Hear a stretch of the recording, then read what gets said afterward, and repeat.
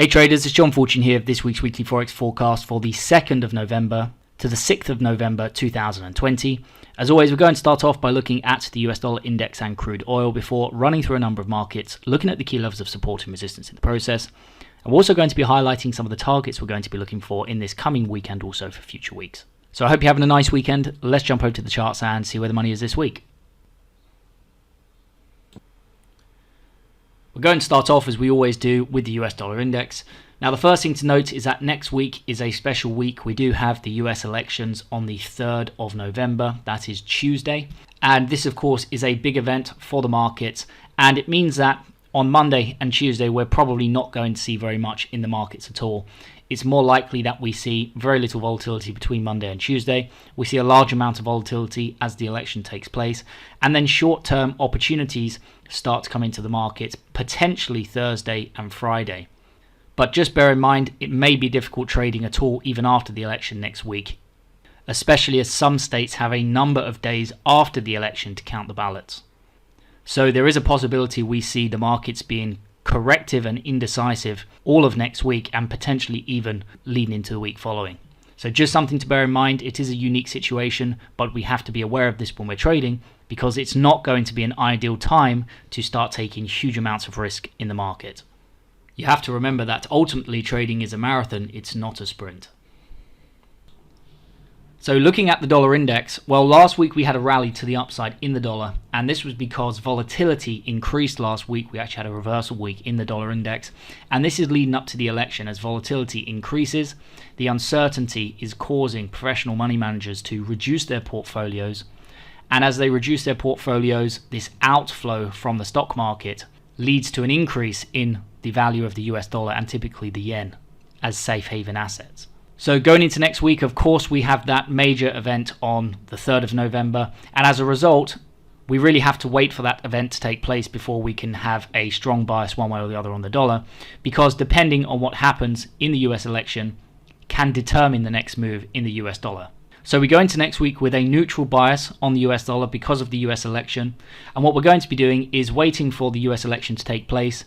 And then we are going to be trading the markets on their own merit, so how they are currently structured, without a bias in the dollar one way or the other.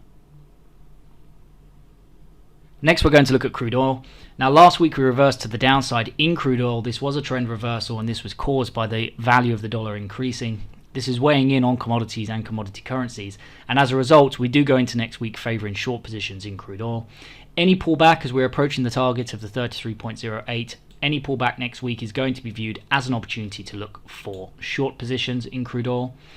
And if we start to see bearish reversal patterns in this area, we're going to be looking at initiating shorts down towards the next key of support to the downside of the target set at the 33.08. The next market we're going to look at is euro dollar. Now, we start the week below a key area of broken support from the past at the 1.18420. As a result, we favour short positions in this market next week. Any pullback towards the broken support looking to potentially turn resistance to the 1.18420 is going to be viewed as an opportunity to look for bearish reversal patterns in this area, and we're going to be looking at initiating shorts down towards the next key of support to the downside of the target set at the 1.5420. The next market we're going to look at is pound dollar. Now, we are currently structured to the upside in pound dollar, so the pound is showing more strength as opposed to, say, the euro, which we've just looked at. Something to consider if you are looking at euro pound next week. We are, as a result, looking for long positions in this market next week as long as we do not break down below the 1.28620. Therefore, any reversal in this area next week is going to be viewed as an opportunity to look for long positions in this market. And we're going to be looking at initiating longs, first of all up to the previous high here, roughly at the 1.3180, but also up towards the next key of resistance to the upside in the target set at the 1.3266. The next market we're going to look at is US dollar Japanese yen. Now, the downtrend in US dollar Japanese yen is still intact, but we are in a bit of a tight space here in terms of support and resistance. Therefore, this is really something I'd be interested in after the election, given the volatility that we could see coming into the markets on Monday, Tuesday, and even Wednesday. But the opportunities in this market we'll be looking at next week are if we can come back and retest the 104.970, this is going to be a place to start to look for bearish reversal patterns. And we're going to be looking at initiating shorts down towards the next key area of support to the downside and the target set at the 103.99. The next market we're going to look at is Aussie dollar. Now last week we sold off and we came very close to taking out the target set from last week at 0.69790.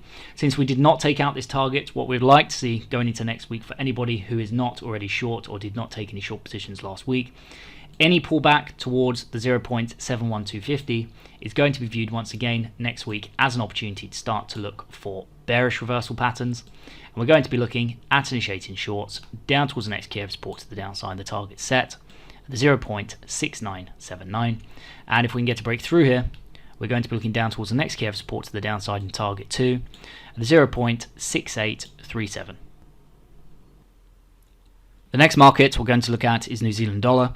Now last week we came up and took out the targets to the pip and we turned from this key area of resistance at the 0.6721, and we came back and we retested the key area of support highlighted from last week again almost to the pip at the 0.6600. As a result, going into this week we are looking for further advances to the upside as we do still have the uptrend intact in this market, although again it is starting to lack momentum. This is now a great area to look for bullish reversal patterns, and if we start to break to the upside and we get those bullish reversal patterns next week, we're going to be looking at initiating longs up towards the next key of resistance to the upside and the target set once again at the 0.6721, and if we can break through here, we're going to look up towards the next key of resistance to the upside and target 2 at the 0.6826. The next market we're going to look at is US dollar Swiss franc.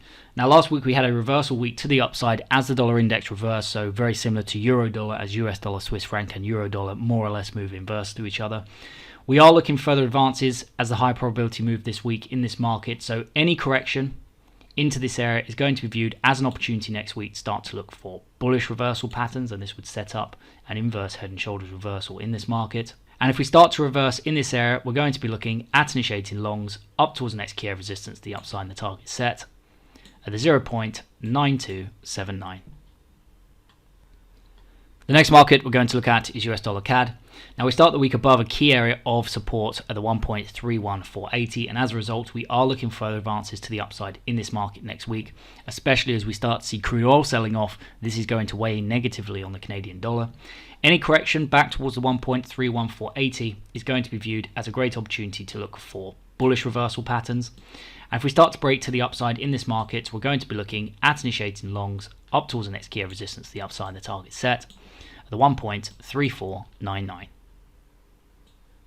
And last but not least, we have gold. Now we did have a reversal to the downside last week in gold as the dollar rallied, so going into this week we do favour short positions in this market. We've already started to correct, but any deeper pullback is going to be a great opportunity to start to look for bearish reversal patterns in this market. And we're going to be looking at initiating shorts down towards the next key of support to the downside and the target set at the 1848.60.